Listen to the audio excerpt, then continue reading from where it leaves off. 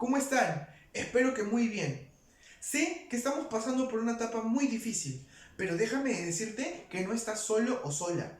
Tienes a tu familia, amigos y ahora a mí. Escríbeme un mensaje y yo encantadísimo de leerlo. Mucha fuerza, valentía y coraje, que esto va a acabar pronto. Hipertensión arterial. La hipertensión arterial es una enfermedad muy frecuente, muy preguntada y por tanto hay que dominarla muy bien.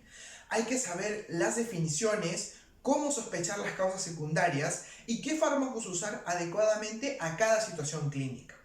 La hipertensión arterial es el principal factor de riesgo de las enfermedades cardiovasculares y las enfermedades cardiovasculares es la principal causa de muerte en países desarrollados. En la presión arterial vamos a encontrar dos valores a lo largo del ciclo cardíaco, la presión arterial sistólica y la presión arterial diastólica. La presión arterial sistólica por sí sola es un predictor más potente que la presión arterial diastólica, pero vamos a utilizar en conjunto ambas porque van a mostrar una relación continua de riesgo cardiovascular tanto para ictus, enfermedad arterial periférica, insuficiencia cardíaca, insuficiencia renal, etc. La presión arterial media va a reflejarnos mejor la perfusión tisular, incluso más que la presión arterial sistólica aislada o la diastólica. La presión arterial media en un adulto sano es entre 70 y 105 milímetros de mercurio. ¿Y cómo lo vamos a hallar? Sabemos que a lo largo del ciclo cardíaco, en ausencia de taquicardias, va a ser diastólica. Por tanto, la fórmula es 2 por presión arterial diastólica más la presión arterial sistólica, todo sobre 3. Ahora, ¿cómo es que fisiológicamente nuestra presión arterial se va a regular? Gracias a tres mecanismos: los vasoreceptores aórticos carotídeos, los quimiorreceptores carotídeos y los riñones. Los vasoreceptores aórticos y carotídeos van a captar este aumento de presión arterial y van a inhibir el centro vasoconstrictor, estimulando a su vez el centro vagal para producir bradicardia y con ello descender la presión arterial. Los quimiorreceptores carotídeos, ellos van a ser sensibles a hipoxemia. Entonces, cuando detectan hipoxemia, van a incrementar la presión arterial mediante la activación de la actividad simpática. Y nuestros riñones, ¿cómo? Mediante el sistema renina-angiotensina-aldosterona. Este es un sistema combinado que va a estar íntimamente relacionado con la bulimia y la secreción de hormona antidiurética o vasopresina. Bien, ahora hablemos sobre definiciones, pero importantísimo saber cuándo decir si es una hipertensión arterial, una presión arterial alta o un valor normal. Y para eso, la American Heart Association en el 2017 estableció una clasificación que nos va a ayudar a saber cuándo es el valor de la presión arterial alto, normal o está elevado nada más. Comencemos. Si queremos comenzar a graficar mentalmente esa clasificación, vamos a poner presión arterial sistólica, presión arterial diastólica y la recomendación que da. Comencemos. Presión arterial normal. Es una presión arterial sistólica entre 80 y 120 milímetros de mercurio. Una presión arterial diastólica entre 60 y 80 milímetros de mercurio. Y la recomendación es que el paciente tenga una educación para mejorar su estilo de vida y que se haga un chequeo anual de su presión arterial. Presión arterial elevada. Consiste en una presión arterial sistólica entre 120 y 129 milímetros de mercurio, una presión arterial diastólica menor de 80 milímetros de mercurio y una recomendación, que el paciente también mejore su estilo de vida, pero se haga un chequeo ya cada 3 a 6 meses de su presión arterial. La presión arterial alta o hipertensión arterial grado 1. Aquí ya es hipertensión, como su mismo nombre dice. Es una presión arterial sistólica entre 130 a 139 milímetros de mercurio, una presión arterial diastólica de 80 a 89 milímetros de mercurio y la recomendación es que el paciente tenga la educación para cambiar su estilo de vida, se le administre un fármaco antihipertensivo y se haga un chequeo mensual de su presión arterial hasta tener un control óptimo de este. La hipertensión arterial grado 2 es una presión arterial sistólica entre 140 y 180 milímetros de mercurio, una presión arterial diastólica de 90 a 120 milímetros de mercurio, y la recomendación es que el paciente tenga la educación también para cambiar su estilo de vida, se le administren 2 fármacos antihipertensivos y se haga el chequeo mensual para el control óptimo de su presión arterial. Y el último, la crisis hipertensiva. ¿En qué consiste? En que es una presión arterial sistólica mayor de 180 milímetros de mercurio, una presión arterial diastólica mayor de 120 milímetros de mercurio, y aquí la recomendación es 2 cosas. Saber si es una emergencia o una urgencia hipertensiva. Correcto. Ahora hablemos sobre términos que son importantísimos. Primero, hipertensión arterial sistólica aislada. Esta es típica del adulto mayor. ¿Qué vamos a encontrar? En que la presión arterial sistólica está elevada, o sea, alta. Un valor de 130 a más. Y una presión arterial diastólica normal, o sea, menor de 80 milímetros de mercurio. Esto no ha reflejado buenas evidencias en el tratamiento, pero sí se ha relacionado con eventos cardiovasculares. El término importantísimo que les mencioné antes, la crisis hipertensiva. Hay que saber diferenciar en si es una urgencia o una emergencia hipertensiva. ¿Cómo lo vamos a saber? Comencemos. La emergencia hipertensiva es el estadio más severo de una crisis hipertensiva. Está relacionada a una lesión aguda grave de órgano diana, o sea, encefalopatía, síndrome coronario agudo, insuficiencia cardíaca, crisis de feocromocitoma, una eclampsia, etc. Ahora, la recomendación aquí es que el paciente tenga una atención inmediata, es decir, sea de minutos a horas. La recomendación es que el paciente tenga una administración de vía endovenosa, los fármacos, para que el tiempo de acción sea inmediato, ¿no? Ahora, la urgencia hipertensiva consiste en que no va a haber lesión aguda de órgano diana. Simplemente va a estar elevadísima por los valores que ya sabemos. La recomendación es que el descenso sea progresivo, o sea, de 24 a 48 horas. Aquí generalmente se recomienda que la administración del fármaco sea por vía oral. Bien, ahora un término también importantísimo, la hipertensión arterial maligna. Esta es una variación de la emergencia hipertensiva, pero ¿qué es la diferencia? En que aquí, en esta hipertensión arterial maligna, vamos a encontrar en el examen de fondo de ojo edema de papila. De no tratarse esto, va a tener una mortalidad del 50% al año. Otro término, la hipertensión arterial en fase acelerada. ¿En qué consiste? En que va a haber una elevación brusca de la presión arterial respecto a valores previos. Un paciente que estaba bien controlado y de forma brusca muy importante valor, se le subió la presión arterial. Aquí, ¿cómo la diferenciamos? Básicamente porque en el fondo de ojo, ¿qué vamos a evidenciar? Exudado o hemorragia, pero no vamos a ver edema de papila como en la hipertensión arterial maligna. Esa es la diferencia. Otra, hipertensión arterial resistente o refractaria. Esta es una de difícil control o manejo. ¿Por qué? Pese a que el paciente ha tenido cambios en su estilo de vida, se le han administrado 3 fármacos antihipertensivos, incluidos un diurético, la presión arterial no disminuye. Básicamente las causas van a ser incumplimiento terapéutico por parte del paciente, el consumo de sustancias hipertensoras, como abundante sal, esteroides, etc. O tal vez pueda ser debido a una causa secundaria que no se ha sospechado, como un síndrome de Cushing, como apnea del sueño, etc.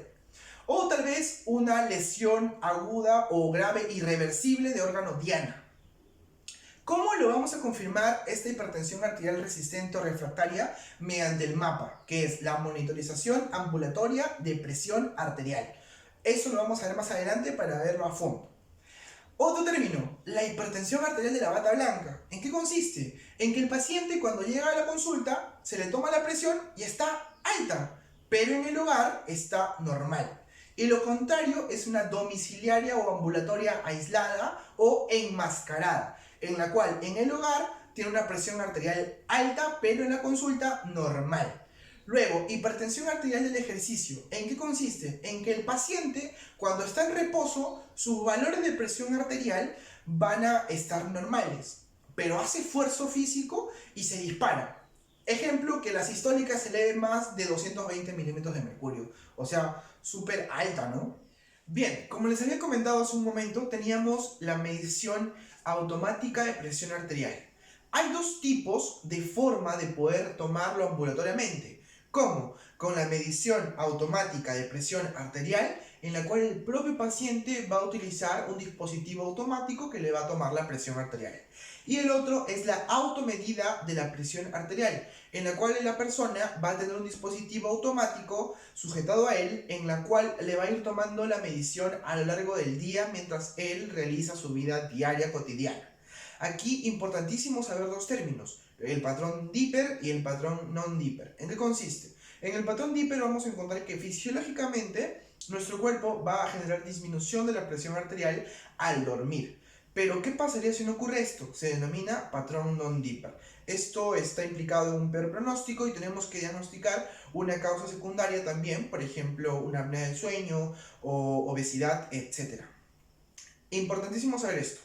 Todo paciente que es diagnosticado con hipertensión tiene que recibir un descarte de causa secundaria.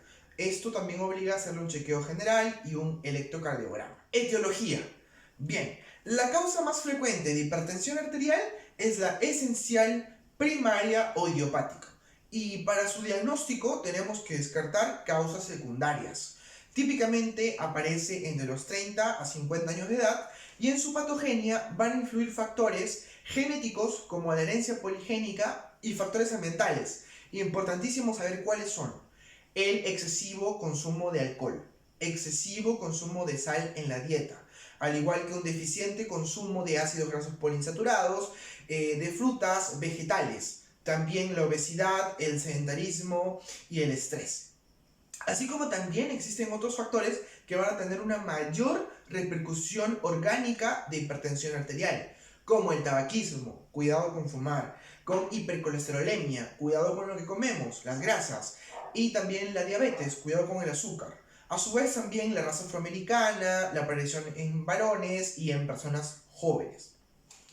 Cuando la hipertensión arterial se produce por una enfermedad orgánica concreta, se va a denominar hipertensión arterial secundaria. Aquí tenemos que ver que la más frecuente que va a ocasionar esto es a nivel renal. Tenemos que sospecharlo en personas que tenían un control óptimo de su presión arterial y que ahora está incrementándose abruptamente. Vamos a revisar una pequeña clasificación que tenemos que saber, importantísimo para poder sospechar causas secundarias.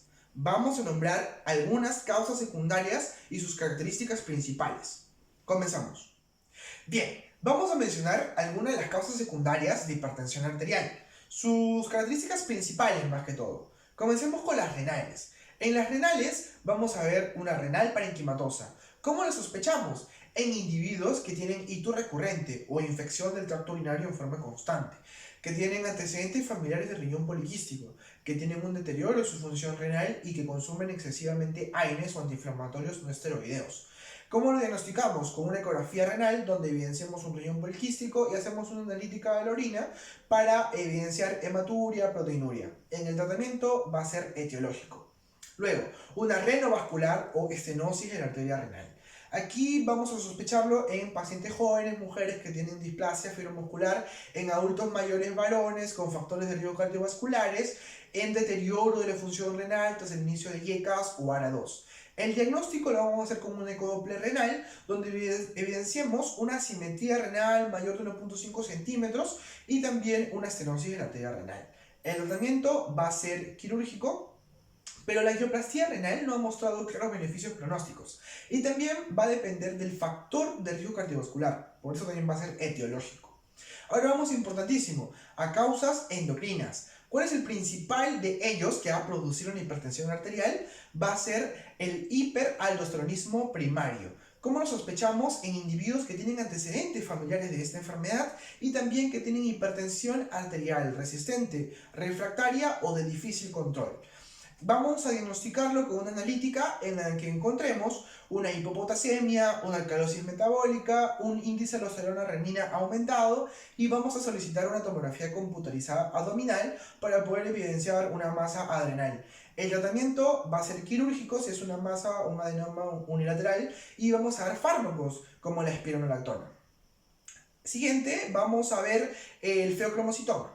En el feocromocitoma vamos a sospecharlos en individuos que tienen una crisis hipertensiva paroxística y también síntomas como cefalea, sudoración y palpitaciones. Vamos a diagnosticarlo con catecolaminas aumentadas en sangre y orina. Vamos a solicitar también una tomografía computarizada abdominal para poder ver una masa adrenal y el tratamiento va a ser etiológico, quirúrgico y también fármacos como alfa-antagonistas. En el caso del siguiente, que es el síndrome de Cushing, vamos a sospecharlo en individuos que tienen un consumo elevado de corticoides, clínicamente en pacientes que tienen obesidad, cuello de búfalo, cara de luna llena, estrías rojas. El diagnóstico lo vamos a realizar con cortisol aumentado en plasma y orina, al igual que la hormona adenocorticotropina en plasma. Y también vamos a realizar el test de supresión. El tratamiento va a ser etiológico. En el caso de un hipertiroidismo, vamos a sospecharlo en individuos que tienen una pérdida de peso, que tienen diarrea, que tienen exoftalmos, que tienen hiperactividad. El diagnóstico lo vamos a realizar ya sea con una ecografía tiroidea o con T4 libre aumentada y TSH disminuida. El tratamiento va a ser con antitiroideos, ya sea con yodo 131 o a nivel quirúrgico. Bien, ahora vamos a ver las repercusiones orgánicas de la hipertensión arterial. Típicamente los pacientes hipertensos no van a presentar síntomas secundarios a la hipertensión arterial. Y si ya lo presentan, va a ser secundario a lesiones de órgano diana. Los que se asocian a un peor pronóstico son los cardiovasculares, potencialmente mortales, como el ictus, el fracaso renal, síndrome coronario, etc. Vamos a ver las repercusiones cardiovasculares. La hipertensión arterial puede producir un engrosamiento de la pared arterial, al igual que disminución de la distensibilidad como de la luz, produciendo una arteriosclerosis tanto hialina como hiperplásica. Y esta es la principal causa por la cual es un factor de riesgo cardiovascular, tanto para cardiopatía isquémica como para enfermedad arterial periférica. También la hipertensión arterial puede lesionar la túnica íntima y media produciendo aneurismas, típicamente en la aorta infrarrenal, y también puede producir disecciones, que es muy feo, muy fatal. Ahora vamos a ver las repercusiones neurológicas. La hipertensión arterial puede producir síntomas inespecíficos, como por ejemplo cefalea occipital matutina, alteraciones visuales, acúfenos, inestabilidad, o incluso más graves como ictus o neuropatía hipertensiva, que pueden ser de dos tipos: una hemorrágica, en la cual hay un desarrollo de aneurismas de Charcot-Bouchard y elevaciones bruscas de presión arterial, o también isquémicas. En las isquémicas pueden ser una ateroembolia o aterotrombosis. Ahora vamos a ver las repercusiones retinianas. También la hipertensión arterial produce alteraciones sobre los vasos retinianos y se han clasificado en 4 grados según la clasificación de Kate-Wagener-Barker. En 4 grados. Vamos a revisar los 4 grados. En el grado 1 vamos a ver un estrechamiento o estenosis arteriolar. En el grado 2, un cruce arteriovenoso. En el grado 3, presencia de hemorragia o exudado. Y en el grado 4, un edema de papila. Obviamente lo vamos a asociar a lo que hemos estado estudiando. ¿Recuerdan que hemos dicho que una hipertensión arterial maligna y edema de papila? Aquí está. ¿Se acuerdan que hemos dicho que una hipertensión arterial de fase acelerada también está con su hemorragia y con su exudado en el grado 3, ¿no? Estos típicamente se van a producir por elevaciones bruscas de presión arterial, pero típicamente son reversibles tras el tratamiento. Y el último importantísimo, las repercusiones renales. Los riñones son tanto verdugos, porque van a ser la principal causa de hipertensión arterial secundaria, como la víctima, porque se han evidenciado casos de nefroangiosclerosis por arteriosclerosis de las arteriolas aferentes, eferentes y de los glomérulos. Bien, la siguiente parte la vamos a poder ver en el YouTube, así que estén atentos al link que yo les voy a mandar. Que tengan buen fin de semana, cuídense mucho, cuiden a su familia, no se olviden de ser felices. Y la típica 3 palabras que siempre utilizo: aprende, ama y atrévete. Soy Aldair Falcón Zárate, espero que te haya gustado, compártelo y aquí voy a estar la siguiente semana para traerles nuevos temas. Cuídense mucho.